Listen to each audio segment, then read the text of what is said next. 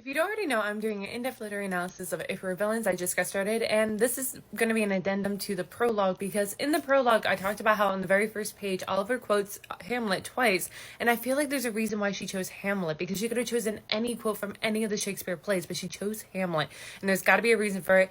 And in my original video, I did say I'm not really about, like, I know Shakespeare, I know some things, but I'm not an expert. But since I've been trying to do a little bit more research, I've actually been listening to this podcast, which I highly recommend, and I've been taking notes. So in this addendum video, I'm going to be talking about Hamlet and why I think she chose it, because it's interesting that she starts the book with him quoting Hamlet, because in the book we learn that the play that he typically, like Oliver typically uses when he does his auditions, is Patroclus.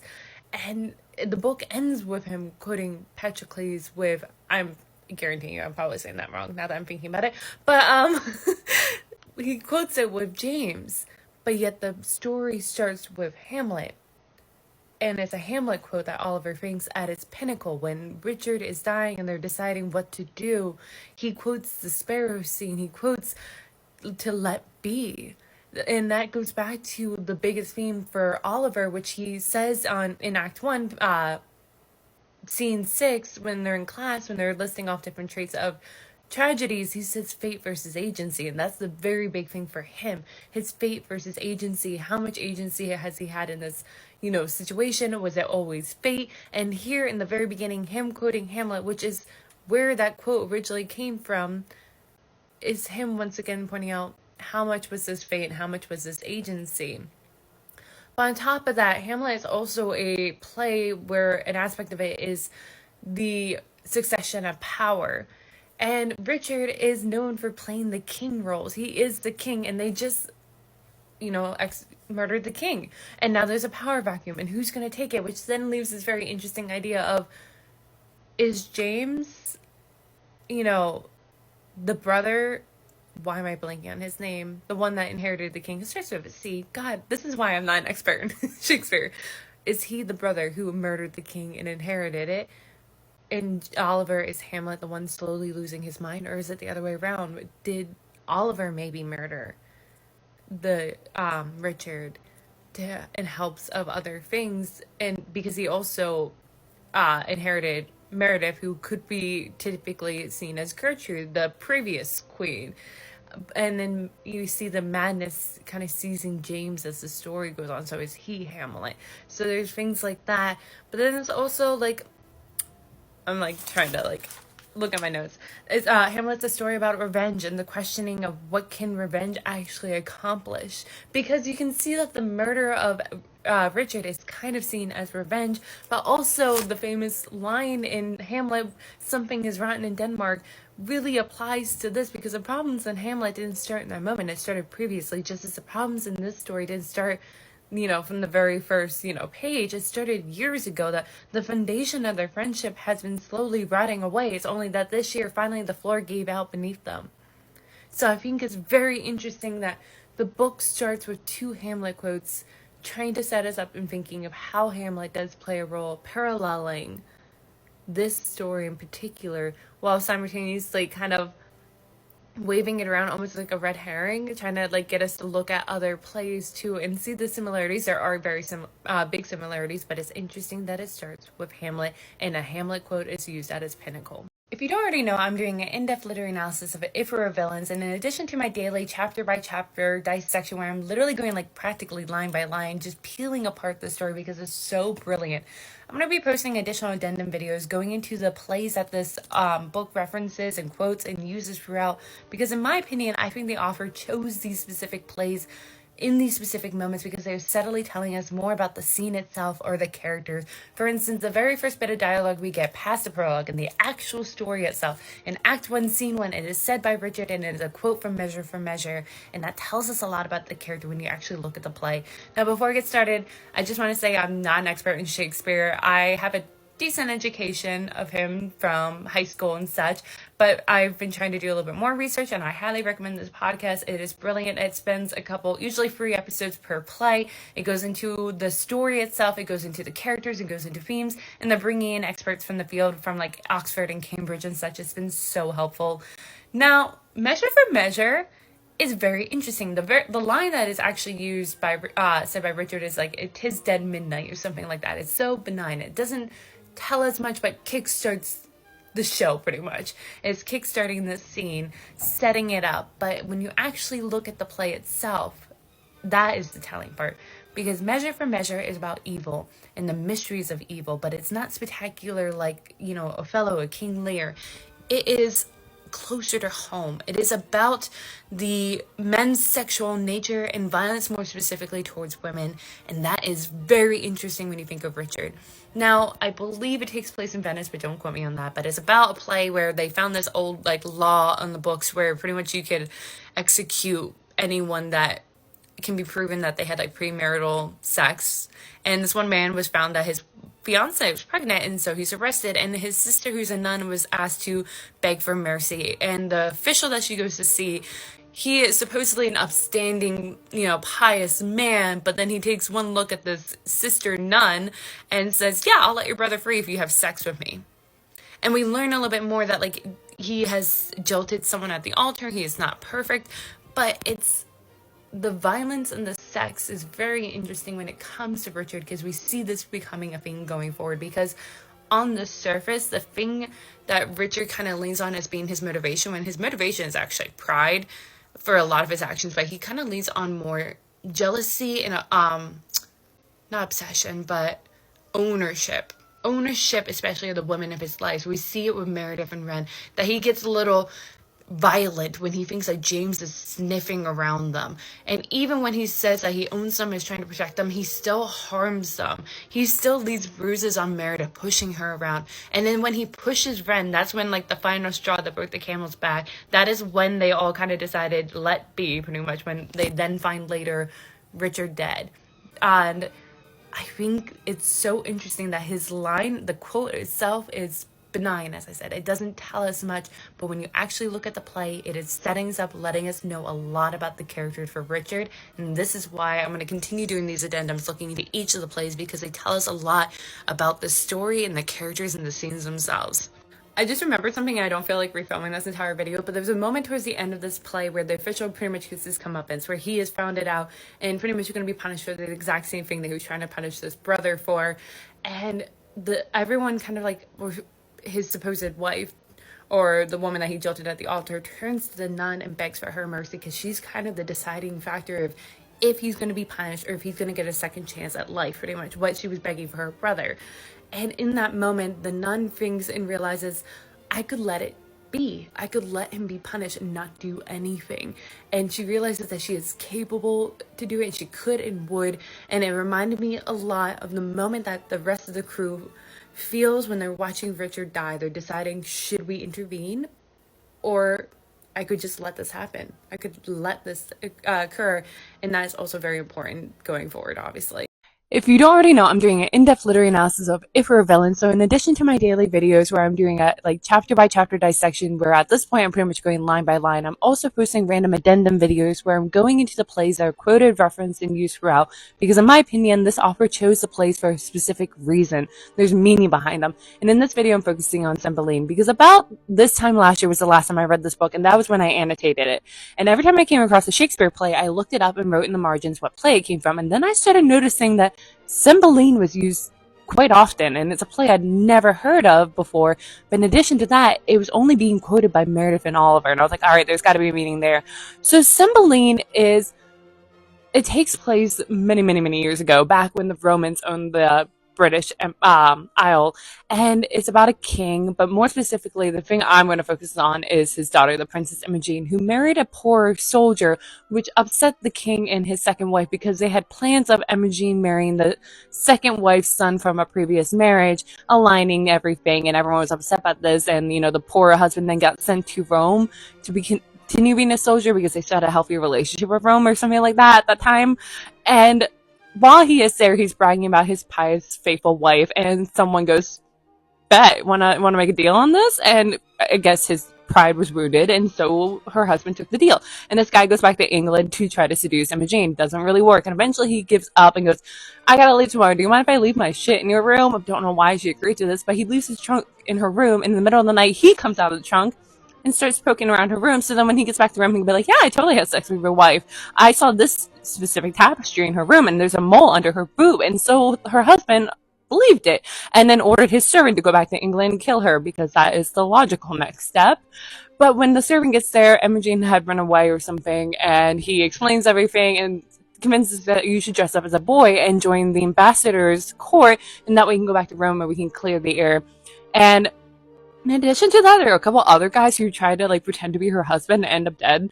But like it all works out in the end. But the thing that I want to focus on is that Imogen, Princess Imogen, is a pious, faithful, loyal person, and through one word of someone is slandered and assumed to be a whore. And it made me think of Meredith because as far as we can tell, she is faithful and loyal. There's never been really, like, she's a flirt, but there's never been really a case of her cheating on Richard. And the only time that she actually does hook up with Oliver is when, and even flirt with Oliver truly, is when she's already pushing Richard away, already saying that we broke up and Richard's just too bullheaded to accept that. So she didn't cheat on him. But because of the word of one person, because of one typecasting, everyone, and more specifically Oliver, sees her only as a whore. And also, Oliver, I think, is interesting because to me, I think that he is like the other characters who pretended to be Imogen's husband, trying to take his place.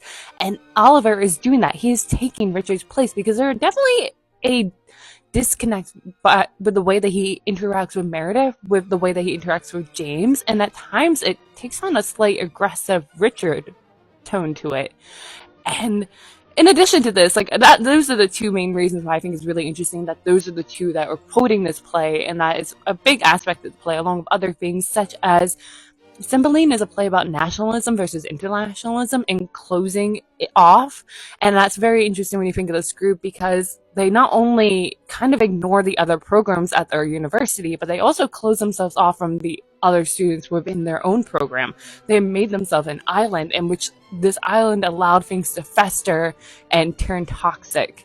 So there's more plays I'm very excited to get into and poke at. There's probably more little details of Cymbeline that I just don't know off the top of my head, but I think there's probably more reason also why Cymbeline is only quoted by Oliver and Meredith, but it's an interesting detail to look at. If you don't already know, I'm doing an in-depth literary analysis of If We're Villains, so in addition to my daily videos where I'm going pretty much line by line dissecting it, I'm also posting random addendum videos going into the Shakespeare plays that are quoted, referenced, and used throughout. And in Act 1, Scene 6, Frederick very loosely references Charles and Cressida before moving on talking about Julius Caesar. And in the moment in my dissection video, I talked about because the plays about the Trojan War, how I view Achilles and Patroclus being a counterpart to James and Oliver. But then afterwards, I was like, there's got to be more to this play. And there was. So I listened to this podcast, which I highly recommend because they go through each and every one of Shakespeare plays, and each one gets about 3 episodes, and they're bringing experts from like Oxford and Cambridge and Harvard. And boy, did I have notes. So this video, this like play itself is going to be done in 3 parts. So check back in next week for my next part. Now, Troilus and Cressida is, like I said, a play about the Trojan War, and it's a satire because it's actually a play that not many loved, apparently, and it's Shakespeare's intention for it was to be his sacking of Troy because the story of the Trojan War and Homer and all these others were growing in popularity in England, and his intention was to disillusion how all these other stories surrounding the Trojan War viewed it with military glory and romance. But for him, he was trying to highlight that wars are black and white. You have winners and losers, and it revolves around also his popular themes in a lot of his other plays, which is violence and love. And more specifically here, the love part is played out as like rivalrous military strategy. And that is super interesting for this, if we're villains too. But the play opens with Troilus saying he is less concerned with the war than with his frustrated love for Cressida, yet it is fruitless because the war is practically knocking at its door. And it's very similar to If We're Villains because the way that Oliver is telling this story, it feels like it's focusing a lot of like their thoughts and motivations around romance and love. That, James is relationship with Oliver's relationship with Meredith and James, but also Richard's actions being blamed kind of on his relationship with Meredith. But in actuality, the war has been brewing and knocking at the door all the time. It just needed an excuse to finally open up. Like, the violence was there. This was all building. It's just that finally the door opened and it happened. In addition, throughout the play, there are numerous council scenes where they're voting on what to do, which is a lot of times they're choosing wrong, because in that room, they're voting to continue the war, and the ones that are voting are young, swaggering men. And that's exactly what's happening in For Villains, because I've talked about in a different video, like dissection video, how it really doesn't feel like the girls are involved. Like, Ren, Philippa, and Meredith kind of are. They're kind of being blamed, or they might try to help clean things up. But it's the men that are leading the charge, that are continuing the violence. It's Richard's violence, but it's built off his rivalry with James. It's Alexander encouraging James to fight back. It's James and Oliver actually fighting back. It's the men that are the violent ones. They're the ones that attacked Richard during Julius Caesar. It's the men, just like in this play.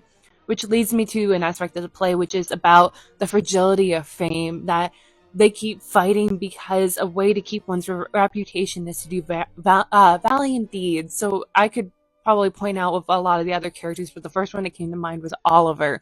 How a big thing for him was his fear of not having a place here, that he just barely made it past the third year cuts and made it into the fourth year, that he's terrified when his parents threaten that he can't go back to school, that he's basing his entire identity on this particular reputation, on this particular idea of himself.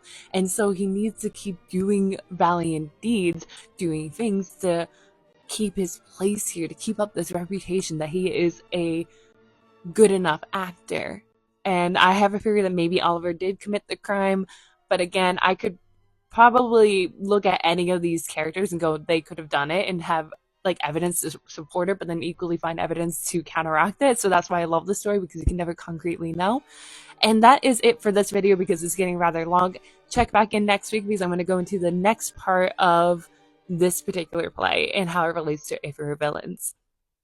If you don't already know, I'm doing an in-depth literary analysis of If We're Villains, so in addition to my daily videos where I'm going pretty much line by line dissecting the story, I'm also posting random addendum videos where I'm talking about the Shakespeare plays that are quoted, referenced, and used throughout. And this is actually part 2 of me talking about Troilus and Cressida, because I have a lot of notes regarding this play.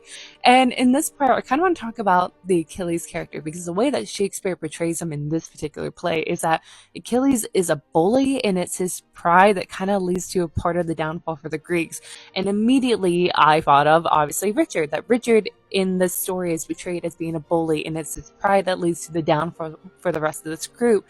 But simultaneously, Shakespeare hints in his play at a relationship between Achilles and Patroclus, which goes back to something I've referenced. That's how I view Oliver and James, because when I read this book for the first time, I actually listened to it as an audiobook. And after I finished it, I was like, what could possibly follow this up? Because that was just such a brilliant performance. I ended up picking Song of Achilles, which was great because it was equally an amazing performance. But because I listened to it, I thought the play that Oliver used for his auditions was the same as Patroclus. It's like Patroclus and Patroclus or something like that. So it was very close. Realize they're two very different things, but I already formed a connection in my brain that there's a relationship between Achilles and Patroclus, and then James and Oliver, that James is Achilles and Oliver is his Patroclus. There's a lot of similarities between the two characters. So it's so interesting that here in Shakespeare version of Achilles, he reflects Richard more than, say, the Madeline Miller version of Achilles, which I feel like reflects James a little bit more. But the thing about that's super interesting to me is how a huge aspect of If We're Villains is that James and Richard kind of have this rivalry, because they could technically play the same characters. And we're seeing also, though, I think depending on who played that character, they would play it differently. Take, for instance, the very loose reference that Oliver said from Summer's Night's Dream, that the way that Richard played, oh god, what's his name? The donkey one. Tom Bottom? God, I could look for my notes. I'm not going to take the time to look for my notes, but he played a particular like character who's normally a comedic character, but he played him like violent and angry, and it's very different. So the way that James and Richard could technically play the same character, they're both kind of playing Achilles in my brain, but the way that they play them portrays the character very differently. And at the same time, I'm also wondering, is just Oliver twisting this version of Richard to play him differently, to view him differently. And the point of Shakespeare's play, Troilus and Cressida, is to alter the impression of the Trojan War. The Trojan War was being presented one way for so long, and he's like, what if I did it differently? What if I made these characters look different? What if I made Achilles look like this, like a bully? And I think it's the same that's going on here, that maybe Richard isn't that bad, but Oliver just betrayed him to look that bad, just because he didn't like him for personal reasons, or just to have a villain within the play that he is performing for Colburn. So that was a lot of rambling, but check back in next week because I have one more part regarding the Troilus and Cressida play, because there was a lot that related back to If We're Villain. If you don't already know, I'm doing an in-depth literary analysis of If We're Villain, so in addition to my daily videos where I'm pretty much going line by line dissecting this book, I'm also posting addendum videos going into the Shakespeare plays that are quoted, referenced, and used throughout this. And this is actually part 3 of me talking about Troilus and Cressida, that even though it was just name dropped, there was like literally no appointments to it. It was just dropped in before switching over to a different play in Act 1, Scene 6 with Frederick's class. But there were so many similarities in this play to If We're Villains. I have so many notes about it, so that is why this is my third and final part. In this part, I want to talk about Meredith, because I saw a lot of similarities with this play and Meredith. So the first thing is Meredith the Helen, or is she the Cressida? Or is she both? Because Cressida is not believed. Cressida is the oracle prophecy seer that is cursed, that no one believes anything she says. And let's take, for instance, Act 1, Scene 5, when they're going over strengths and weaknesses, and literally Meredith tells them her weaknesses, her fears, and all these students hear it. And yet, they continue to view her as only an object, to view her as only through her beauty and her sexuality, and doesn't see her as anything past that surface level. They don't believe her, kind of like they heard her, but it went in one ear and out the other. Cressida is also traded. She literally is traded from the Trojans to the Greeks, used as like a object, like a part of the war to trade amongst each other, which Meredith is used as traded, that she's not seen as an actual human being. She is an object to acquire, to obtain, to own, to trade between the guys, especially. But Cressida is also deemed a whore at one point, which is the same we see numerous times throughout this book. From the very beginning, there were characters calling her a whore and a slut. Literally from the first couple scenes, with all of them doing that. Ren, Philippa, Alexander, all of them calling her that. But she could also be Helen, because Helen is deemed the reason for the war. And you can argue that it's because Meredith breaking up with Richard that this fighting truly kicked off, that Richard then became scared and rivalrous and jealous, and started fighting with James and Oliver and the others. And at the same time, there's an aspect of this play that the men from the Trojan side argue if they should keep Helen. And it then their decision comes down to male honor, which you could argue that happened with Oliver, that Oliver is starting to recognize his feelings for James, but yet he stays with Meredith. And even after he gets out of prison, we learn at the end that he goes to Meredith. So does it come down to male honor? Because it never seems like he actually truly cares about her. No, his feelings in relationship with Meredith is because she is that pinnacle of his sexual desire. That if he had claimed her, then he is a man. Literally at one point, James says to Oliver's sister, after being teased, that he's hooking up the hottest girl in our school, as if that's to boost his manhood. So the other thing about this play is that Cressida confesses at one point that she loves Troilus, but fears that if she gave herself to him, he'll lose interest, and literally quotes, Men prize the thing ungained more than it is. Things won are done. And you kind of see that once Oliver starts hooking up with Meredith, yeah, he still kind of wants to continue to hook up with her, but his feelings towards her definitely changed, take a more Richard tone to it. Like he she's no longer an idol to acquire because now he acquired her, so now she's just a whore. So there's so much I could go into, but this is long, and I hope you enjoyed this. I was actually surprised how much I could talk about Charlotte and Cressida, but there was just so many similarities between this play and If We Were Villains, and it's so funny because it's just only name dropped. It's not even used at any point, but there's so many similarities. But keep checking in because I have more plays to talk about in relationship to. If you don't already know, I'm doing an in-depth literary analysis of If We Were Villains, where I'm posting daily videos, going chapter by chapter, scene by scene, dissecting it.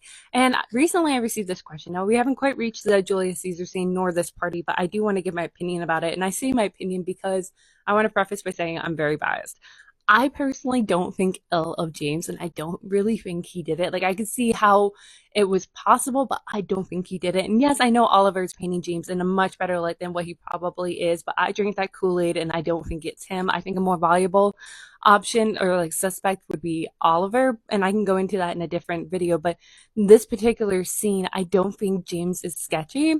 But the scene is important for two main reasons. Now, for one, it's once again comparing and contrasting Richard and James because even though they are completely different personalities and everything about them, their performances is very different, but yet they compete for the same roles. That's why we have this rivalry between the two of them. And it's showing here that even though they are having, because both James and Richard are missing at some point during the party, drinking off on their own, they're performing the same actions, but yet the way the others react is very different. When Richard is missing, his presence is still felt. They're all like, where's Richard? Like, even though he's not in the room, his presence is so much larger than life. It's so oppressive that they can't move forward without him being on the back of their mind, being like, is he going to pop up anywhere? That's how big he is on their like influence on their life. Whereas James is missing, no one notices.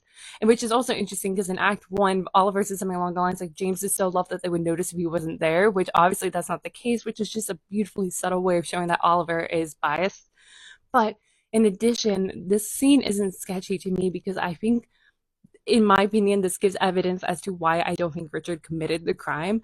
I think in this moment, because it's following the performance of Julius Caesar, it's following them deciding to act more violently on stage towards Richard during the assassination scene, that this is a moment where James is stepping away. That's why he's alone in a room away from the group, because he realized, I think we went too far. I think we got too violent. I think we had a mob mentality. It was an echo chamber. It was folie à deux. And I needed to step away to, breathe some air, touch some grass, and realize, like, this isn't good. It's going to get worse if I don't, step away. Kind of like a kettle boiling the water. And if you take it off the burner, then, like, it'll simmer down. Whereas I think Oliver is that boiling water that's still going on top of the burner, and why I think he might have actually have committed the crime. But again, I'll get into that in a different video if you want. But in this particular moment, I think it's interesting because James, if you actually notice, because it's very subtle and kind of woven in, like almost accidentally by Oliver, has always had one foot out the door of this group. Like from Act 1, Scene 1, the very first time we were introduced to all the characters, Oliver knows that James is sitting away from the rest of the group. That he's always had one foot out the door. Like, I think he would have walked away from this group and been like, that was great, and maybe stay kind of connected, but moved on with his life. He wanted to do more. He wanted to break free from their typecasting. He actually was pushing for it. And while the others were, yes, bemoaning about their typecasting, I don't think they would have broken free. They liked the status quo. They liked this little echo chamber that they had. But the only thing tethering James to this group and, having him finally agree to, the let be scene of Richard's death, because at first he was actively going to save Richard, but they stopped him. The only thing that had him agree with the mob mentality again was Oliver, and his love for Oliver has him kind of putting aside some of his morals. And so, like, I think he would have moved on, but because of Richard's death, it kind of now tethers him to them, and like he can't step away. So I think this moment in particular to me stands out, that I don't think James did it because I think he was able to step away from the group to get some air, realize we went too far, and probably wouldn't have built. I think he like again like he was like kettle that was taken off the burner in this moment that he wouldn't have committed the crime. I think Oliver though has more reasons and kept building during the course of that party, and I think he probably could have committed the crime more so. I hope that makes sense. But yeah, I don't think James leaving the party like off in the beginning to drink by himself was sketchy. I think it was just him needing to get out of that echo chamber that is their little group and get away from the mob mentality before it escalated. Sadly for him, it did escalate. So I hope that answers your question. If you don't already know, I'm doing an in-depth literary analysis of If We're Villains, where I'm posting daily videos where I'm going pretty much line by line, scene by scene, dissecting the story. And in addition to that, I'm posting addendum videos where I'm talking about the specific plays I quoted, referenced, and used throughout the book. And in this one, I'm going to talk about Julius Caesar, which is obviously very important. It's one of the 4 plays that we actually see the students perform. It is leading to the pivotal event, which leads to Richard's death. But I don't have a whole lot of notes regarding Julius Caesar, but there is some very important things I want to bring up. I have a few notes because I was listening to this podcast, which I highly recommend. It does an amazing job of talking about each Shakespeare plays. Each play gets about 3 videos. They're bringing in experts from like Harvard, Cambridge, Oxford, and so on to talk about these plays. And it's been very useful to me as someone that is not as well versed in Shakespeare as I would like to be, but I'm trying to compare it with If We're Villains. So I'm just going to read off my notes because I think it's very interesting. So with Julius Caesar, Roman men, they're expected to have honor and strength. The depiction of matches the masculinity in If We Were Villains. They expect to have honor and strength. You see it kind of reflected in especially Oliver, James, and Richard. There's a contradictory in Julius Caesar and the Roman men of loving your fellow men but competing with them. Do I love you or would I stab you in the back? We see that with a lot of the characters, not only in Julius Caesar, but also in If We Were Villains. Do they love them? Because they kind of do love Richard. They consider him part of their found family, but they are equally willing to stab him in the back. In addition to that, Rome created the environment just as Delacour created it in If We Were Villains. So we also have Brutus's language is to downplay and justify his actions, which Oliver kind of does do that. So like Oliver and James both. James barely speaks of the crime, but could Oliver be Brutus? They're the one to justify their actions. One who wanted to make a name for himself in the way that Romans do. Yet, could James not also be Brutus? He stalls, he gives speeches on morality, yet is persuaded to do it for the good of Rome. Yet it destroys both Brutus and James. And my final point in this video is that there's a scene where Richard provides the group exactly what they need to justify killing him, just as Caesar had to. In both cases, both men are exuding their hubris, which leads to their downfall. That's the only notes I had in regards to Julius Caesar, which is not as much as I had, surprisingly, for Troilus and Cressida. But I think it's probably because we are actually experiencing them performing this play, and I'm going to have obviously many, many videos digging into it in regards to If We're Villains. But what I learned about this play, and more specifically about Roman men, was interesting because we do see it reflected during this book and with the main characters, because it is technically Richard, James, and Oliver and Alexander that are spearheading the actions of this book. While the girls are involved, they aren't really directing the course of the story as much as the men are. That's it, I think, for this one. Check back in. I will continue to post more addendum videos with more of the Shakespeare plays that are, again, quoted, referenced, and used throughout this. And check out my daily videos where I'm doing these in-depth literary analysis of this book because it's amazing. So if you don't know, I'm rereading If We're Villains and posting videos doing a literary analysis of it. Hold on, let me put the book down.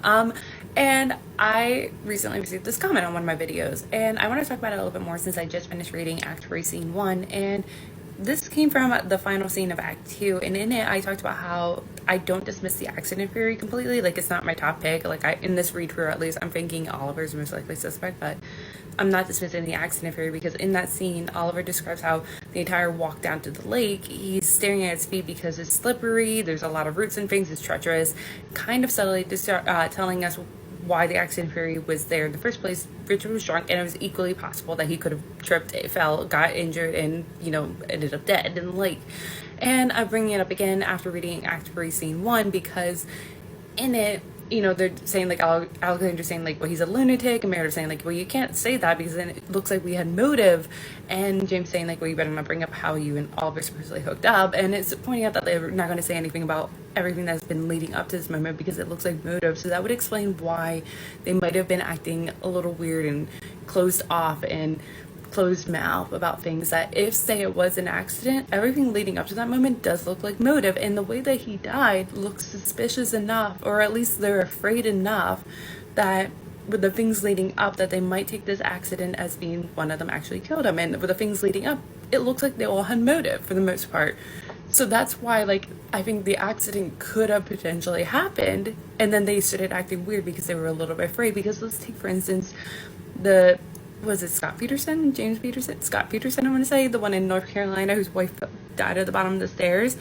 I personally think he did it, but, he was proven not guilty, and it was proven to be an accident. It looks insane, but let's say it was actually an accident. What happened to his wife? It looks like it probably wasn't, but say it was an accident. I think you could argue that would be the similar situation here, really. It looks insane. It looks like overkill, as I pointed out in my other videos, but it's equally possible that this could have been an accident. So that's why I think I don't completely dismiss the accident theory, and Oliver could be just taking it, twisting it, and being like, creating to a more thorough tragedy. And the reason why he might volunteer is because he has a savior complex, as I've pointed out numerous times, and especially numerous times in Act 3, Scene 1. He is stepping forward, he is stepping up, he wants to have the spotlight, and he wants to be the hero. So obviously he is doing, volunteering himself to be the suspect to save the others from being, suspects. That's why I think the accident theory is possible. It's not my favorite theory again, but I think it's possible. If you don't already know, I'm doing an in-depth literary analysis of If We're Villains, where I'm pretty much going scene by scene, line by line, dissecting the story. In addition to my daily videos, I'm also posting addendum videos where I'm going into the Shakespeare plays I quoted, referenced, and used throughout, and just talking more about the plays and why they're important and how they play a role with this story. And it's actually been a while since I've done one of my addendum videos, but I came across another reference used in Act 3 that I was like, I need to look more into it. And it involves Henry V, because it was in Richard's eulogy, the dean was referring or connecting Richard to being like Henry V. And it reminded me that the monologue that Richard used in Act 1 for his audition was Henry V. And I was like, okay, there's got to be something there. And I am by no means an expert in Shakespeare plays. I actually have to owe all the credit to this podcast. And I actually appreciate too that this journey that I'm going on has been forcing me to become more knowledgeable in the Shakespeare plays. But this podcast brings in experts from the field, from Cambridge, Oxford, and Harvard, and so on and so forth. And they spend about 3 episodes per play, and they go into the story, the characters, and so on and so forth. And I've been taking a lot of notes, but this time I had so many notes, and I needed to organize them that I actually typed them up, and I am breaking this play into 3 parts. And in this part, we're starting with the fact that Henry V is not only a political play, but it invites us to think of morality. And by the way, I'm going to read a little bit off of this because there's a lot for me to say and I don't want to forget any of it. It invites us to judge the characters and their actions fairly, but then in addition to judging them, we have to judge our own judgment. We have to wonder why we are thinking this, and it's done more so than in any of his other plays that involved war. And this is what If We're Villains are doing too. This story is inviting us as readers to judge these characters and judge their words and their actions, but then also to think, why are we making these judgments? Because to be perfectly honest, this is my third time reading this story, and every time my opinions on all the characters have changed drastically. They've done 180s in cases. And for instance, the first time I read this story, I thought Oliver was, yes, morally gray, but a little bit more the hero that he is trying to present himself as. This time, I am so suspicious of everything he says and does. He is my number 1 suspect. If you check out my videos, you'll see how suspicious I am of him this read through. But also, a part of this play is the question, is the war justified? Because the war with France was initially presented by Canterbury to Henry, that he has the rights to this particular land by succession. However, Henry is led to believe that he can only acquire these lands through war. Leading up and following the pinnacle scene of If We're Villains, the group argues if they were justified in retaliating. Oliver is showing us that they were justified, whether the events he shows to us truly happened or it's fictionalized. Either way, he's trying to tell us that their actions were justified. But in addition to that, the thing is that we see Henry has reached his own conclusion on whether going to war is justified, yet he invites Canterbury to fill in the blanks for him. In my opinion, my first thought went to when I heard that was that Oliver initially suggested that they report Richard for his actions towards James and Meredith. It's showing that Oliver seeks justice against Richard. However, he listens when Alexander suggests or encourages a different type of solution. And I'm wondering, maybe Oliver took Alexander's reasoning and went too far, if I'm following my current theory that Oliver is my main suspect. But it's still interesting that, Henry, I think Oliver already had in mind that they needed some form of justice for Richard. It's just that Henry wouldn't have gone maybe to war, and Oliver maybe wouldn't have justified killing Richard or leaving him to die and not saving him if it wasn't for Canterbury and Alexander. When Henry is offered the opportunity to claim the land in France, he says, May I will right in conscience make this claim? In addition, Oliver, in my opinion, is replacing Richard. There are so many times where we see similarities between the two of them. There's literally a moment in one scene where he is looking in the water, standing next to Alexander, and he says, in the water, a distorted part of him, he describes himself looking a lot like Richard.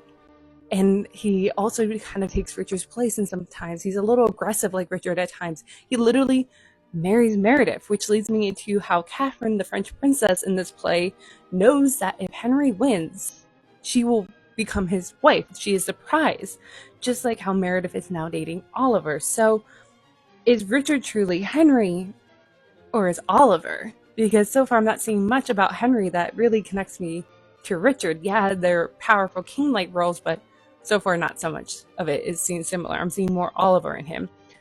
But the thing about history plays is that it's showing how power can never be sustained. And by showing how it can be acquired, whether it's by inheritance, war, cheating, murder, and or treachery.